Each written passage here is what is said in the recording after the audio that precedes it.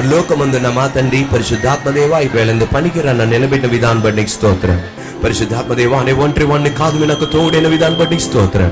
పరిశుద్ధాత్మదేవ అమరిద్రమ కలిసి యేసుని మహిమపరచదా యేసు నామమున అడుగుతున్నాము తండ్రి. గట్టిగా హల్లెలూయా, హల్లెలూయా, హల్లెలూయా.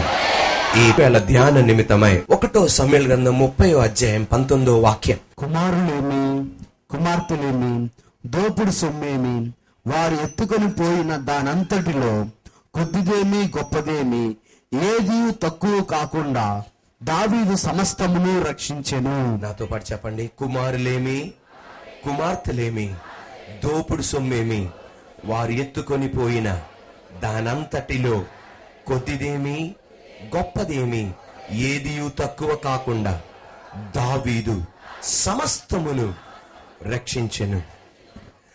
ఈ వేళ పరిశుద్ధాత్మదేవ నాతో మీరు మాట్లాడండి, పరిశుద్ధాత్మదేవ నాతో మీరు మాట్లాడండి, పరిశుద్ధాత్మదేవ నాతో మీరు మాట్లాడండి అని ప్రార్థనాపూర్వకంగా ఉంటే పరిశుద్ధాత్మ దేవుడు నీతో నాతో మనందరితో మాట్లాడి తృప్తిపరచగలిగిన గొప్ప దేవుడు. ఈ పగటి వేళ మన ప్రసంగ అంశం యేసు ప్రభువును విచారించుట మన హాబీగా మారునుగాక. దయచేసి నాతో పాటు చెప్పండి. యేసు ప్రభువును విచారించుట మన హాబీగా మారునుగాక. 1 బంధింపబడిన మనము విడుదల పొందగలము. నాతో పాటు చెప్పండి. 1 బంధింపబడిన మనము విడుదల పొందగలము. అనుకోండి, ఎదరా నీకు మార్గం లేదు, వెనక వైపు నీకు మార్గం లేదు, ఎడం వైపు నీకు మార్గం లేదు, కుడి వైపు నీకు మార్గం లేదు. నువ్వు ఇప్పుడు ఏ స్థితిలో ఉన్నావు? బంధింపబడిన స్థితిలో ఉన్నావు. నీ మనసులో ఉన్న తపన, నీ హృదయములో ఉన్న కోరిక, నీ శరీరములో ఉన్న వాంఛ ఏం చేయాలని, ఎలాగన్నా బయట పడాలి అని. దావీదు ఇప్పుడు 30వ అధ్యాయంలో ఎదుర్కొంటున్న సమస్య ఇదే. ఎదరా తన నమ్మిన 600 మంది రాళ్లతో కొట్టి చంపబోతున్నారు. ఇటువైపేమో వెనక వైపేమో సహాయం చేసే వాళ్ళు ఎవరు లేరు. ఎడం వైపు నిరాశ, ఇటువైపేమో నిరుత్సాహం. బంధింపబడిన స్థితిలో ఉన్నారు. 600 మంది యొక్క భార్యలను కన్యకలను ఎత్తుకొని వెళ్ళిపోయారు. తన దగ్గర ఉన్న సొమ్మును దోచుకొని వెళ్ళిపోయారు. ఇటువంటి టైంలో బంధింపబడిన స్థితిలో ఉన్నాడు. అతని తపన ఒకటే, ఎలాగన్నా నేను ఏం చేయాలి, బయట పడాలి, నష్టమైనది ఎలాగన్నా నేను పొందుకోవాలి. ఈ పగటి వేళ నీ జీవితం కూడా ఇలాగే ఉందా? ఎదురు వైపు మార్గము లేదు, వెనక వైపు మార్గము లేదు, ఎడం వైపు నిరాశ, ఇటువైపు దుఃఖం, మధ్యలో బంధింపబడిన నీ స్థితి కూడా ఇలాగే ఉందా? ఎలాగన్నా నేను దీంట్లో నుండి బయటపడాలి. ఈ రోజున దావీదుని ఎలాగైతే దేవుడు బయటపడేసి నష్టమైనది ఎలాగైతే తిరిగి తీసుకొని ఇవ్వగలిగాడు, అదే దేవుడు ఈ రోజు కూడా బతికి ఉన్నాడు. ఈ రోజు అక్షరాల పశువులు నష్టం కాకపోవచ్చు, అక్షరాలని బిల్డింగ్ నష్టం కాకపోవచ్చు. నువ్వు ఏ బంధింపబడిన స్థితిలో ఉన్నా నా దేవుడు నిన్ను బయటికి తీసుకురాగలడు. ఇప్పుడు బంధింపబడిన వ్యక్తి, ఎదరా వెనక ఎడం వైపు కుడివైపు మార్గం లేదు. బంధింపబడిన వ్యక్తి ఇప్పుడు ఏమవ్వాలి? బయటపడాలి. ఎలా బయటపడతాడు? దావీదు ఇప్పుడు ఎలా బయటపడతాడు? అలాగైతే నువ్వు ఎలా బయటపడగలవు? యాకోబు గ్రంథం 1వ అధ్యాయం 5వ వాక్యం. నాతో పాటు చెప్పండి. మీలో ఎవనికైనను జ్ఞానము కొదువుగా ఉన్న ఎడల అతడు దేవుణ్ణి అడగవలెను, అప్పుడు అది అతనికి అనుగ్రహింపబడును. ఆయన ఎవనని గద్దింపక, గట్టిగా గద్దింపక, అందరికీ ధారాళంగా దయచేవాడు. బంధింపబడిన వ్యక్తి బయటపడాలంటే అతనికి ఏం కావాలి? జ్ఞానం కావాలి. మా యూత్ వాళ్ళ కన్నా గట్టి చెప్పారండి మీరు. ఏం కావాలి? జ్ఞానం కావాలి. నా దేవుడు అంటున్నాడు, నా బిడ్డలారా, ఈ రోజు మీరు బంధింపబడిన స్థితిలో ఉన్నారా? మీరు నన్ను అడగండి. నన్ను మీరేమడగండి? జ్ఞానం అడగండి. నేను ఆ బంధింపబడిన స్థితిలో బయట తీసుకొస్తా. నేను ఎవరిని? ఆ మాట చాలా ప్రాముఖ్యం దీంట్లో. నేను ఎవరిని గద్దింపక. ఇంతకీ దావీదు ఈ నష్టములో గుండా వెళ్ళవలసి వచ్చింది. పోయిన వారం మనం నేర్చుకున్నాం దేని కృప వలన. ఈ నష్టం గుండా అతను వెళ్ళాడు, ఈ అపజయం గుండా అతను వెళ్ళాడు. ఎందుకు అతను వెళ్ళింది ఇలాగా? ఇంతకి దేవుని తప్ప, దావీదు తప్ప? ఇంతకు దేవుని ఫాల్టా దావీదు ఫాల్టా? దావీదు ఫాల్టే.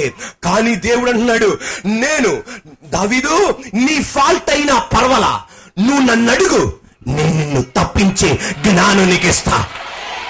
ఈ రోజున నువ్వు ఎరుక్కున్న ఈ బంధింపబడిన స్థితి నీ తప్పు వల్లే నువ్వు ఈ రోజు బంధింపబడ్డావు. నువ్వు చేసిన పొరపాటు నిర్ణయం వల్లే నువ్వు బంధింపబడ్డావు. నువ్వు చేసిన పొరపాటు అడుగు వల్లే ఈ రోజు బంధింపబడ్డావు. నా దేవుడు అంటున్నాడు, నేను నిన్ను గద్దించను. నేను నిన్ను ఏం చేస్తాను తెలుసా? నేను నీకు గద్దించనంటే ఆ ఉద్దేశం వేరే, ఇక్కడ మళ్ళీ వేరే అపార్థం చేసుకోకండి. ఇక్కడ దేవుడు చెప్తుంది, ఇదిగో నువ్వు నా దగ్గరికి రా, నీ పొరపాటు నేను చూడను. నువ్వు బంధింపబడిన స్థితిలో ఉన్నావే, ఆ బంధింపబడిన స్థితిలో నువ్వు గనక నన్ను అడిగితే తగిన జ్ఞానం నీకు ఇస్తా. నాకు అనుగ్రహించిన పెద్ద పాప జాయిస్ అనుకోండి, జాయిసే. ఆ జాయిస్ మా 2 అంతస్తుల డాబా పైన పెట్టగోడ లేదనుకోండి, కానీ దేవుని కృప వలన పెట్టగోడ ఉంది. పెట్టగోడ లేదు అనుకోండి, నా పాప జాయిస్ తో అన్నా, జాయిస్ అమ్మా నువ్వు డాబా పైకి వెళ్ళొద్దు, ఎందుకు తెలుసా? అక్కడ ఏమీ లేదు, పెట్టగోడ లేదు, అందువల్ల నువ్వు వెళ్ళొద్దు అన్నా. కానీ జనాలకి ఏంటంటే వెళ్ళొద్దు అంటే అప్పుడే వెళ్తారు. ఏమండి ఇక్కడ పెయింట్ వేశారు, ముట్టకూడదని పెద్ద బోతద్దాలతో పెట్టి అక్షరాలు రాస్తారు, అయినా సరే వీళ్ళు ముట్టుకుంటారు వెళ్ళి, ఎందుకని? ఆరిందో లేదో అని. అందువలన మా పాప కూడా ఏం చేసిందంటే, డాడీ చెప్పాడు కదా అని చెప్పి డాబా పైకి వెళ్ళింది. 2వ అంతస్తు డాబా పైన. 2వ అంతస్తు డాబా పైకి వెళ్ళగానే ఆడుకుంటూ ఆ పిట్టగోడ దగ్గర ఆడుకోగానే వెంటనే అక్కడ నుండి కిందకు పడిపోయింది. కిందకు పడిపోతుండగా ఆ 2వ అంతస్తు దగ్గర ఒక పెద్ద ఇనప రాడ్ కనబడింది. ఆ ఇనప రాడ్ ని గట్టిగా పట్టుకుంది. గట్టిగా పట్టుకోని డాడీ అని అరిచింది. నేను కింద ఫ్లోర్ లో ఉన్న నేను కప బయటకు వచ్చా. గప బయటకు వచ్చి, జాయిస్ ఇది నీ పొరపాటమ్మా, నా మాట నువ్వు విన్నావా? నా మాట నువ్వు వినలేదు. నేను స్కూల్కి వెళ్ళమంటే నువ్వు ఆడుకున్నావు, ట్యూషన్కి వెళ్ళమంటే నువ్వు ఆడుకున్నావు, నేను ఎక్కొద్దంటే ఎక్కావు. నీ కర్మ అది, నీ పొరపాటు అంటానా? ఇప్పుడు ఆ పాపకి ఏం కావాలి? నా పాపకి ఆ బంధింపబడిన స్థితిలో ఒక జ్ఞానం కావాలి. ఆమె ఎలాగన్నా బయటపడాలి. వెంటనే నాకు చేయగలిగింది ఒకటే, ఫైర్ ఇంజిన్ పిలిచే సమయం లేదు, ఇంకొకరిని పిలిచే సమయం లేదు. ఇంట్లో ఉన్న పరుపులు బయట తీసుకొచ్చి కిందకి వేస్తా, అన్ని వేస్తా, అది దుప్పటి కడతా. నేనేం చెప్తాను తెలుసా? అలాగే గట్టిగా పట్టుకో. నేను 1 2 3 అంటాను, వెంటనే చేతులు లేసాయి. 1 2 3 తప్పని కిందకు లేస్తుంది, వెళ్ళిపోయి ఆ పరుపు మీద పడిద్ది. ఆమెకి ఏమి అవలా.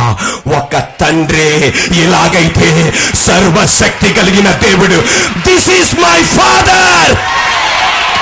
ఈ రోజున దెయ్యంగాడు నిన్ను ఎటువంటి బంధింపబడిన స్థితిలో ఉంచిన సాతానుగాడు చెప్పేది, there is no way out, నువ్వు బయటకి రావడానికి మార్గం లేదని.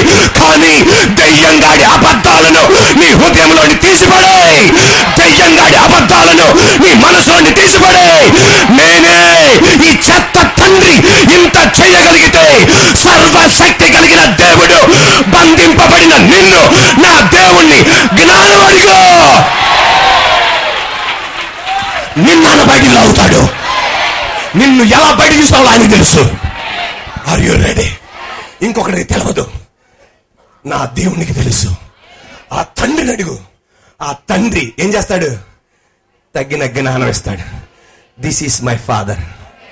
చెప్పండి, ఈయన నా తండ్రి. ఆమేన్, హల్లెలూయా, ఆమేన్, హల్లెలూయా. మన తండ్రి ఎవరో మనకి ఎరక్క, మన దేవుడెవరో మనకు తెలుసుకోక, మన దేవుడు ఉన్న గొప్పతనం తెలుసుకోక, దెయ్యంగాడి మాటలు నమ్మి బంధింపబడిన స్థితిలో ఉంటున్నాం. దెయ్యంగాడి మాట నమ్మి పతన స్థితిలో ఉంటున్నాం.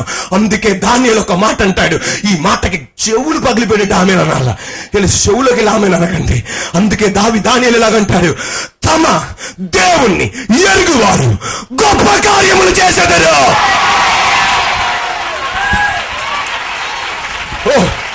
Praise the lord.